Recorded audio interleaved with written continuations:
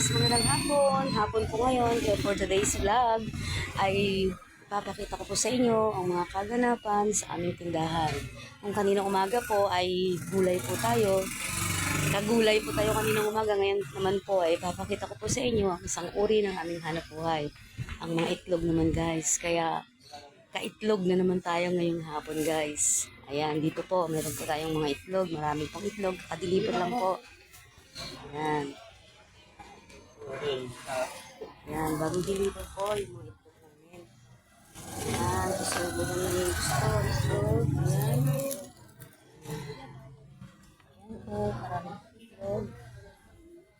Ayan, kakadeliver lang po. Kaya si Habi, yan naman po ang kanyang trabaho. Ang magsalansan po ng mga itlog para maisaayos po dyan. Ang magkasya po kasi sisiksikan po kami. Ayos lang po, ang importante po ay kumikita. Ayan. Kaya abangan nyo mamaya guys, dahil ako naman po ay isusort out ko na naman po yung from medium to jumbo. Ito po yung sizes nito ngayon. Kasi yung mga itlog po guys na pinag-deliver ko po ay yung tawag po doon ay assorted matanda. Pag sinabi pong assorted na matanda, ano po yan, from large to mas malaki, hanggang malaki po na itlog. Kaya para mas kumita tayo, tsaga-tsaga po, kailangan po namin kikiluhin ulit isa-isa ito. Ayon po sa kanyang timbang, kailangan po kasi DTI standard po tayo guys. Yung pag sinabing DTI standard, kailangan, halimbawa, ang XL po namin guys ay 70 gram ang kanyang bigat. Pag yung pinakamaliit naman po ay 55. Nagre-range po siya sa 55. Kaya malaki po guys ang mga itlog namin. Katulad po nito guys. Ayan, 65 po. Kaya po ito ay large.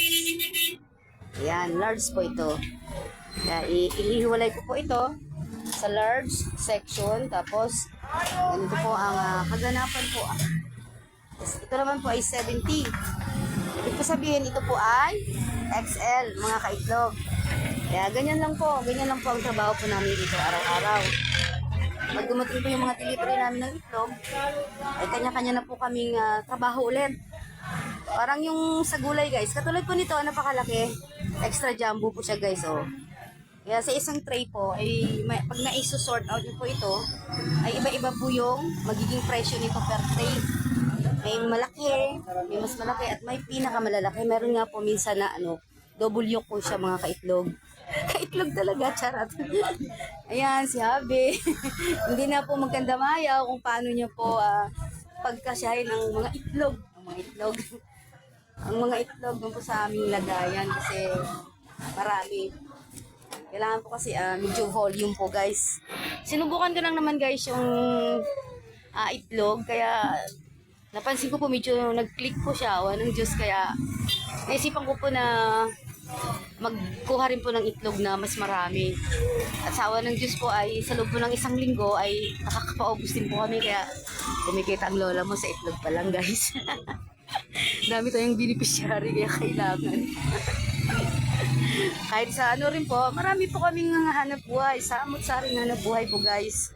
Ipapakita ko po sa inyo isa-isa kung ano-ano po yung aming mga uri ng mga hanap buhay sa araw-araw na nairaraos po namin guys. Kahit dalawa lang po kami, mano-mano po kami araw-araw na at nagtsatsaga po na amin pong inaasikaso at amin pong pinangangalagaan ang bawat produkto na dumarating po dito. Kasi kung hindi naman po namin pangangalagaan, hindi naman po kami balik-balikan ng aming mga customer. Sa awa ng Diyos po, sila po ay bumabalik-balik po talaga araw-araw po. Hindi po sila nagsasawa. Okay. Ayan. Kung anong oras po yan matatapos, pagkatapos po niyan magsalansan dyan, ako naman po ang gagawa dahil ako po ay magkikiluhin ko po isa-isa yan. Para lagay po siya sa mga tamang tray at mai-display po namin dito kasi wala na po eh. Ayan, wala na pong laman, konti na lang, sakto lang. Tapos ito rin po, mayroon po kami itlog na pula din. Awa ng Diyos po ay malakas din po ang itlog na pula. Ayan, kaya sa araw-araw po, talagang banat po talaga kami araw-araw para kami. At ito po pala ang aking kaibigan na masugid po naming customer dito. Wala pong kasawa-sawa. Hinahanap po yung petsa. Ano kayang petsa hinahanap nito? Okay guys. Andito ate yung petsa yun. Ito te, bago to. Yan, ganito. Tulad po nito, kahit tirik na po ang araw. Andito po siya. Nawala din po ang cellphone. Itong Mr. Palengke, Mr. Pogi Palengke, nawala po ngayon lang ang kanyang cellphone. Kaya,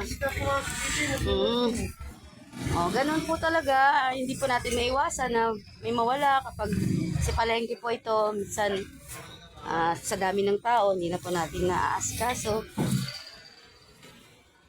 Yan. Okay guys, for today's video ay dito po muna tayo ulit at syempre, huwag niyo po kalimutang mag-subscribe, like and share. Of course, follow na rin, di ba? Okay. And shoutout po muna. Bago po ako magtatapos pala, shoutout muna sa inyong lahat dyan.